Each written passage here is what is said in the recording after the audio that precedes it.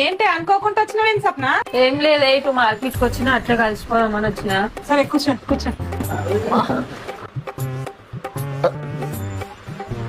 ఏమైంది సాయి డల్లు ఉన్నావు? ఏం లేదన్నా. ఏమైంది పెద్దమ్మా షాయి డల్లు ఉంది?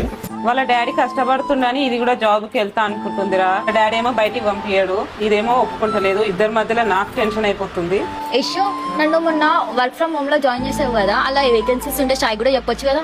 అవును పెద్దమ్మా, ఇంట్లోనే ఉండి 20K to 30K ఎన్ని చేసుకోవచ్చు. అవునా అన్న, అంటే ఏమైనా ఉంటే చెప్పు కదన్నా. మీరు కూడా 10,000 నుంచి 30,000 సంపాదిద్దాం అనుకుంటున్నారా? 10th ఇంటర్ డిగ్రీ చేసి ఖాళీగా ఉన్నారా? ఇది మీకు చాలా యూజ్ అవుతుంది. మీరు ఎక్కడెక్కడికో వెళ్ళి అడ్మిషన్ ఫీజు కానీ రిజిస్ట్రేషన్ ఫీజు కానీ కట్టి మోసపోయారా?